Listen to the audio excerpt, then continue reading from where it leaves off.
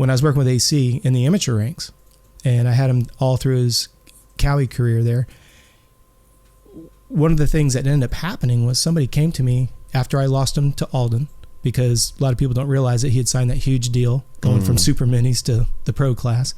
He had a chance to go train with Villapoto and Alden.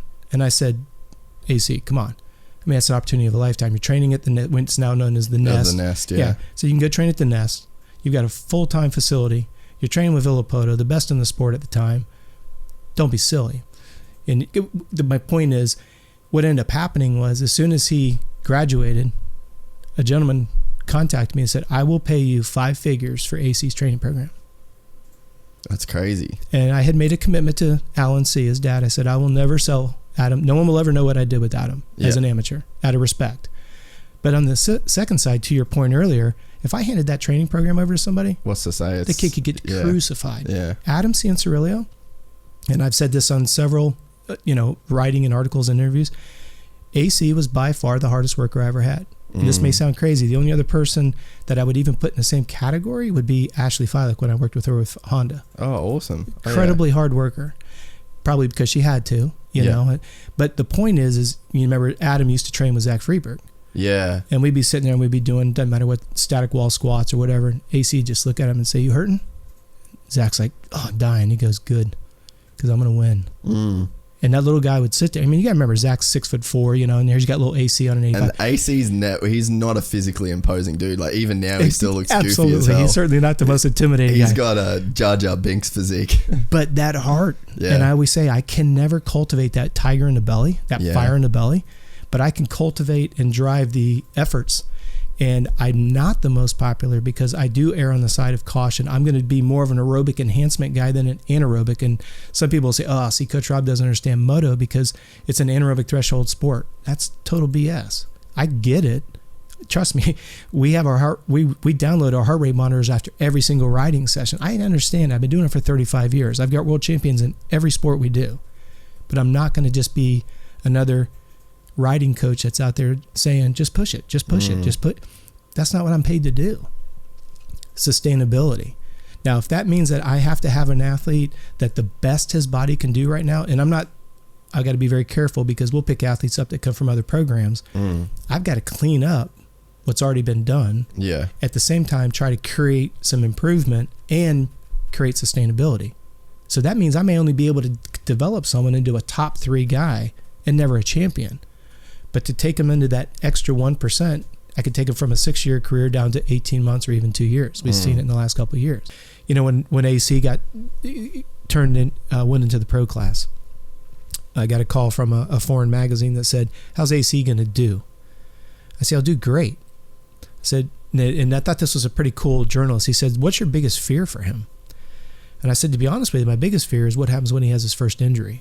Because the whole time I had him as an amateur, the only bone he broke was his coccyx bone. He looped out and he broke the sip, the right where your butt is at. And it's not like you cast it. You just literally don't sit, And I always said my concern would be is if he ever becomes too frail, because I always worked on him trying to bounce, not break when he hits the ground. It goes back to strength and functional flexibility. I didn't know what he was doing with his other trainers. That was none of my business. He moved on, and I had to respect that. But then he goes and he bounces off the wall in that European Supercross and cracked. Dude, I was right there. I stood right there when he crashed. Whiskey throttle.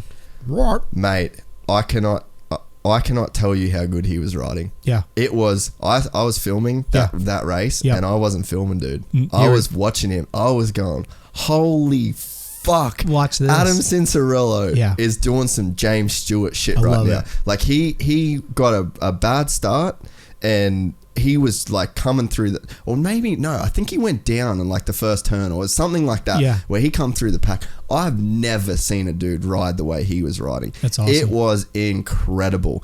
And then that crash, you can just you know when like the way that they moved and fell and then the way that they stayed on the ground, not good. You could tell it was bad and he was properly hurt.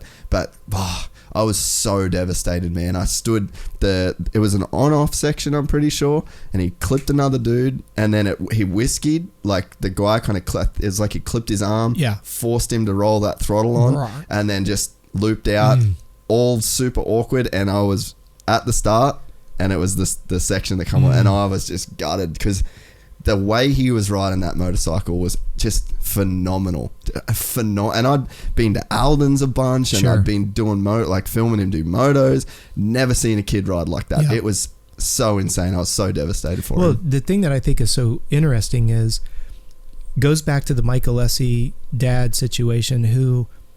What did he do to build resiliency? I'll give you an AC story that falls right in line with why I felt AC would be fine if he could learn how to deal with he got all the baby Jesus and all this other stuff. I got news for you. The kid earned everything he got. The fact that Mitch invested in him was just a business decision, but he wasn't, they call him baby Jesus. I thought was uncalled for because the kid worked his butt off and he was extremely talented. And my only concern was, would he have that resiliency and not lose focus? Because he'd never, I don't care to anybody. Like I was saying earlier, you got to look backwards to look forwards. Until you break an arm and go through a cast in the rehab, you don't know what it takes to get through that until you go through it. I call it the familiarity principle. But AC's dad took him down to a track in South Florida, and they live up in Port Orange, a couple hour drive down, maybe 3-4 hours even. And they got down there, and what Alan's thing is AC had to pack his gear bag. Alan would put the bikes in the van. This was on Super Minis, but AC had to pack his bag. They get down there, and Adam had forgotten a glove. And so Alan said, well, you obviously don't take this serious enough. You need to bag your stuff back up. We're heading back home. And Adam was in tears. Dad, no, I'm sorry. He says, Alan's pretty hard, dude. Alan he's an accountability guy. Yeah. And he said to him, look, you just lost this day to be 1% better than everybody else. And if you can't pay attention to those types of details, then how are you going to pay attention to the other? And I think it comes back full circle. He's teaching him those hard lessons instead of keeping him in a bubble, thinking that he's better than everybody else. He's entitled to all this stuff. And I'm not comparing AC's dad, Alan, to Mike's dad at all. Yeah. But I'm saying when you do get hit with adversity, and when Mike started to fall out of being that, that mini kid sensation with his own Honda commercials and everything else, where's the kid going to go? He's so used to everybody doting all over him and rolling out the red carpet and all that. But then all of a sudden a few injuries and a couple wrong decisions with your, whether it's people yelling at DeCoster and, things don't go well under the awning. But the bottom line is Adam, I think, has always been. Christy, his mom, and even his sister, as much as they joke about him kind of being kibitzing with his sister, it's a very tight-knit family. Oh, they're super close. Tight. But they teach him life's lessons. I mean, drive. Can you imagine as a dad, you just drove 4 hours down? They seem like a normal family they're together. That was something that I always, I noticed straight away. Like you hang around with Tony and Jeff and Mike, and you're like, that's not like healthy. A normal thing that they're going on. Yeah. But you get around with Alan and Adam and that family, and even though they're at the track, they're like they are a normal family. There's a dynamic that goes on that isn't like this. I just don't think that I've never got the sense that Alan has ever looked at Adam as like this meal ticket kind of thing, or we better protect our investment. Right. Like that's a vibe that I've never got off them. That's right.